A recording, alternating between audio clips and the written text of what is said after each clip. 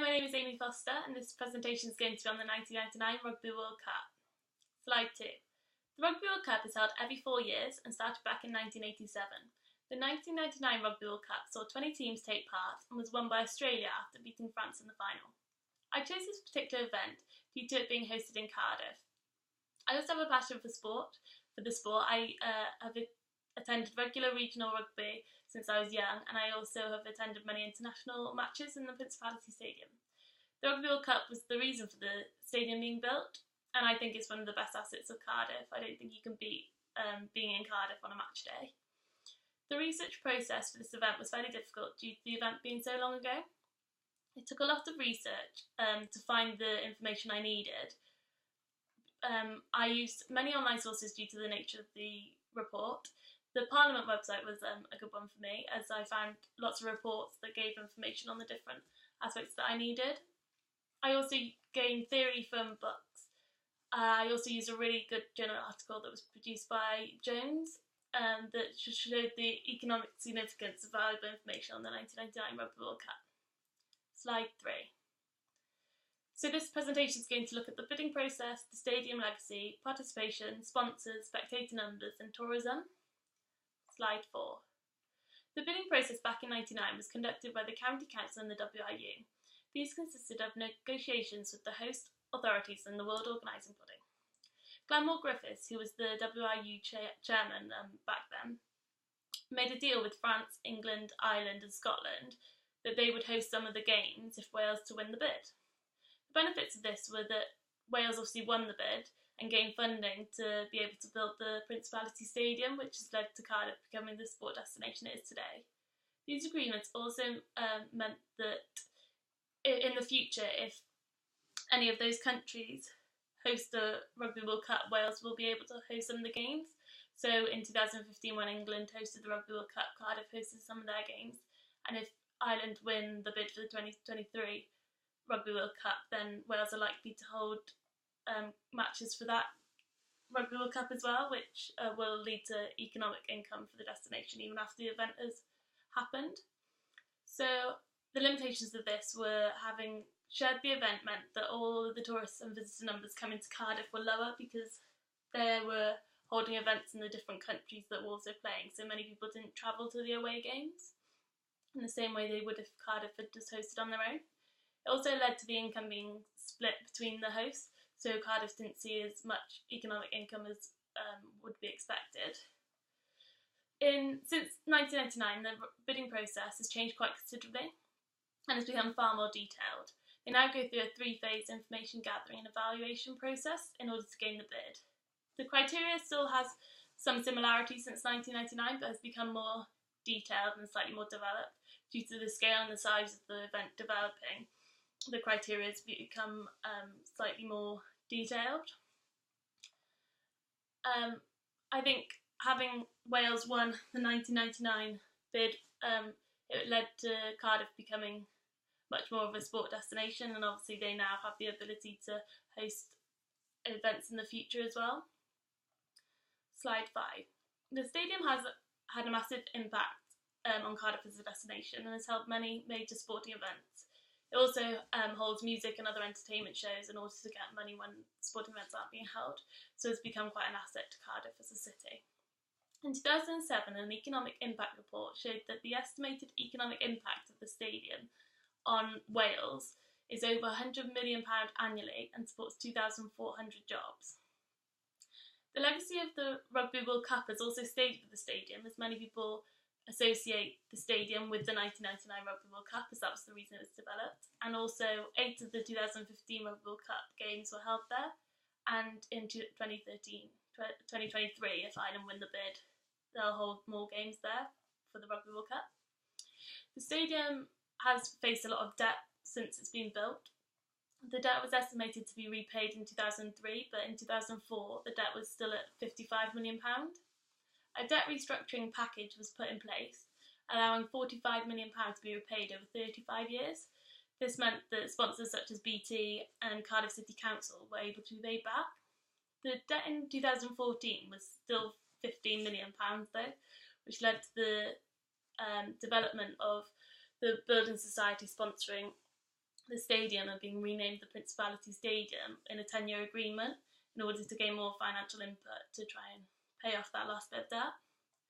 The stadium, when built, was fairly uninnovative in its design.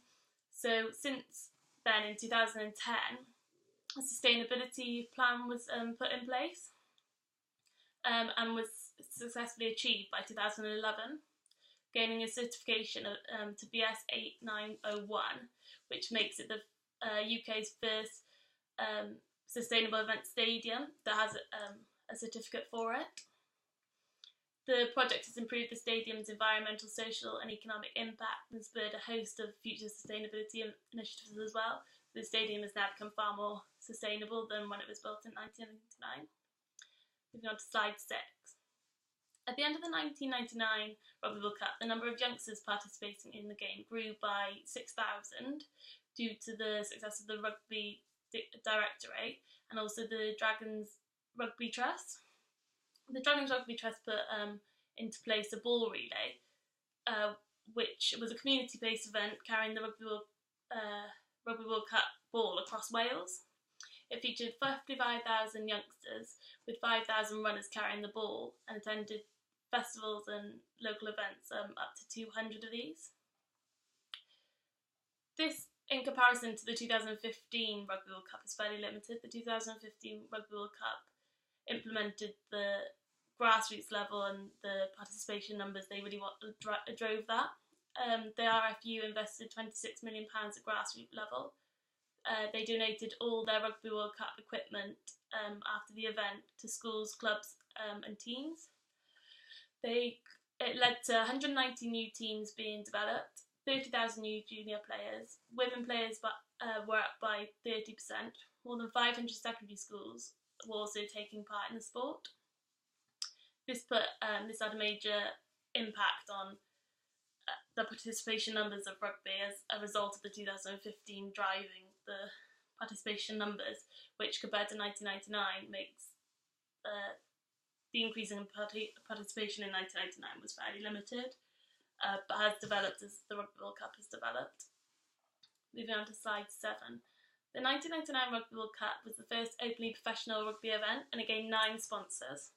I have here a 1999 Rugby World Cup programme of the Wales versus Japan game that my brother bought when he was 10 and attended the match.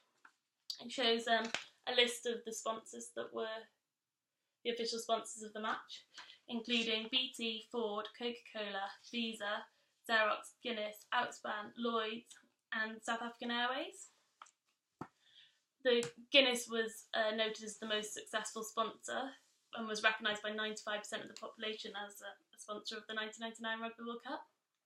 The number of sponsors has increased since then. In the 2015, they had 15 official sponsors, and the most successful for that Rugby World Cup was MasterCard. They've also dealt with quite a lot of difficulty with ambush sponsorship. Back in 1999, it was a big issue where Nike bought bus shelter adverts on the major bus routes and draped a massive banner across the main entrance of the stadium with "I Love Rugby" written across it. They created a TV ad in the breaks of the games, which featured well-known rugby players. And for the semi-final match, they gave out placards that said "Just Do It" with the Nike logo, as Juiced was the name of the South African captain.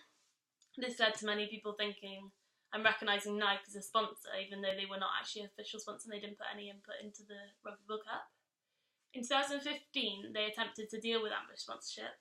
The organisers of the Rugby World Cup introduced intellectual property rights, which meant that phrases such as Rugby World Cup 2015, England 2015 and many other phrases were not able to be used by non-official sponsors. However, this didn't stop ambush marketing, as O2 gave away 50,000 branded t-shirts to fans to wear while cheering on England in their Wear the Rose campaign. UK power company SSE also attempted to hand out branded megaphones for the event, but these were confiscated by security. And Samsung were also another non-sponsor who used the School of Rugby campaign, which featured former England rugby team players in a video about rugby. Guinness also were counted as an ambush marketer because they created an advert that linked with the Rugby World Cup featuring real-life stories of rugby legends. And because they have been a sponsor previously, they've sponsored the 1999 Rugby World Cup and they have a link with the Rugby World Cup as a sponsor. Many people thought that they were still sponsoring the Rugby World Cup. Obviously, since 1999, the Rugby World Cup ambushing sponsorship was an issue, and that has continued through till the most recent Rugby World Cup, and it's something that will need to be monitored as. And it's difficult to monitor it, but it needs to be monitored as it's unfair on the sponsors who actually officially give money for the event. Coca-Cola was noted as a prime sponsor. It was sponsored in 1999 and has sponsored ever since. And Heineken was also a major sponsor, joining in 2003 and sponsoring every Rugby World Cup since. Moving on to slide 8. Spectator numbers for the Rugby World Cup has grown substantially since the first one in 1987.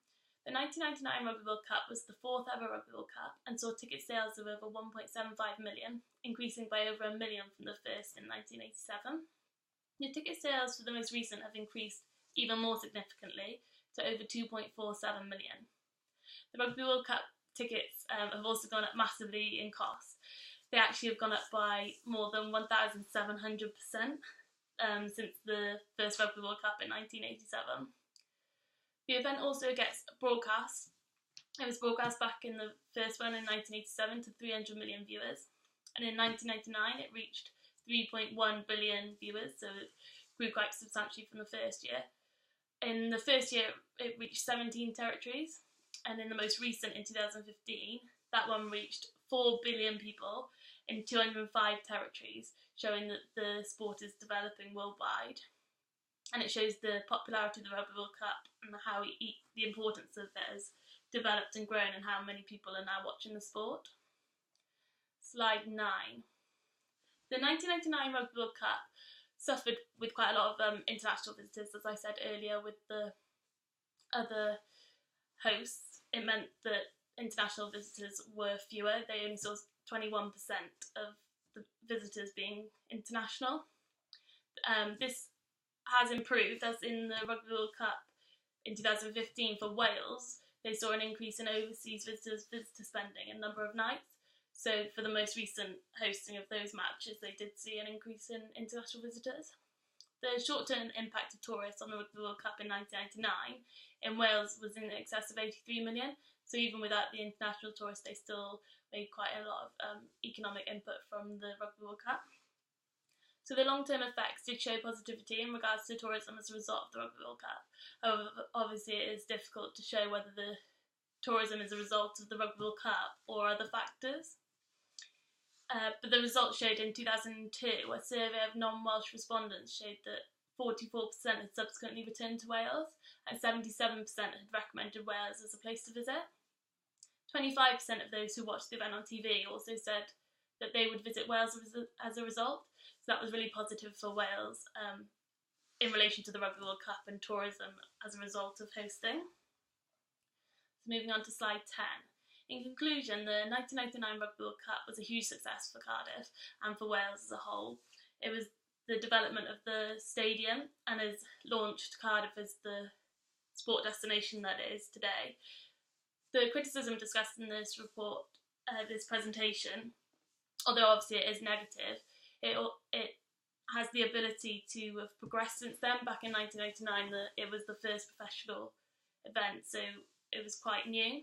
Whereas now it's been a lot more developed. I think if Cardiff and Wales hosted the event now, the criticism would be very different. It also shows great positivity for the future of the Rugby World Cup and for Cardiff and Wales as hosts. In 2023, if Ireland win the bid, we'll see the Rugby World Cup come back to Cardiff. I think it's a great event, and Cardiff is well known for the Rugby World Cup and rugby as a whole, and I think a lot of that is down to hosting the 1999 Rugby World Cup. Thank you for listening.